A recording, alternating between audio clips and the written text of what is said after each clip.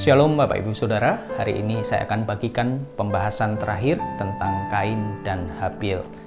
Firman Tuhan di dalam Kejadian 4 ayat yang ke-15. Firman Tuhan kepadanya, sekali-kali tidak. Barang siapa membunuh Kain akan dibalaskan kepadanya 7 kali lipat. Kemudian Tuhan menaruh tanda pada Kain supaya ia jangan dibunuh oleh barang siapapun yang bertemu dengan dia.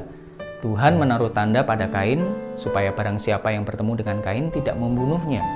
Kira-kira tanda apa ya yang Tuhan taruh dalam hidup Kain? Tidak ada yang tahu karena memang tidak tertulis di sana. Tetapi dari ayat ini kita dapat melihat sebuah kasih setia Tuhan yang begitu besar. Sebuah jaminan kehidupan untuk seorang yang telah melakukan sebuah kesalahan yang besar, dosa yang besar. Kain baru saja membunuh adiknya sendiri. Bagi ukuran manusia mungkin kesalahan seperti ini tidak dapat diampuni. Tetapi saudara bisa melihat di sana Tuhan tetap membiarkan Kain hidup. Bahkan tetap menjaga Kain supaya tidak dilukai atau tidak dibunuh oleh orang. Pasti tujuannya adalah untuk memberikan kesempatan supaya Kain dapat memperbaiki diri dan bertobat.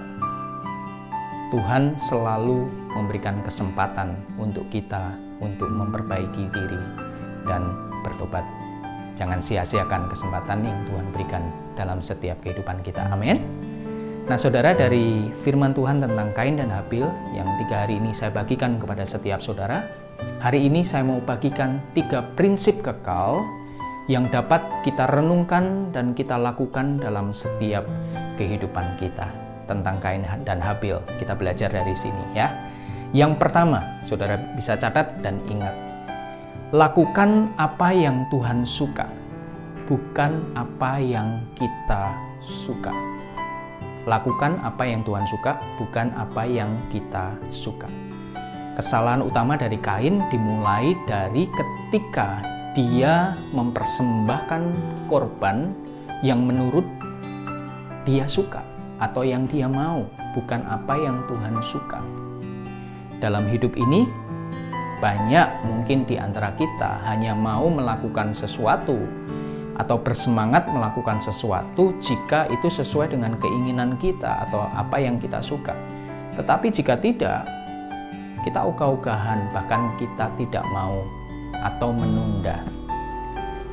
Kita belajar, jika Tuhan suruh sesuatu, respon kita adalah taat saja. Tidak usah bertanya, tidak usah meminta penjelasan atau berlarut-larut memikirkan jawaban dari Tuhan.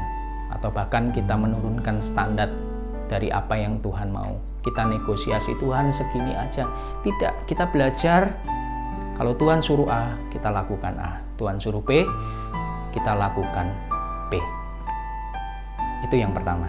Yang kedua, saudara harus ingat ini. Kecemburuan atau iri hati yang ada dalam hidup kita adalah sebuah dosa yang tidak dapat disembunyikan. Oleh sebab itu, lepaskanlah.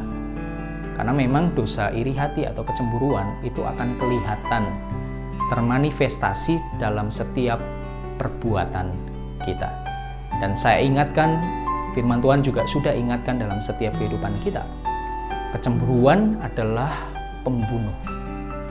Kecemburuan dapat menabur benih dalam jiwa kita yang membawa kita pada kemarahan, kebencian, dan mungkin kalau kita terus simpan dan kita buai akan menjadi sebuah pembunuhan.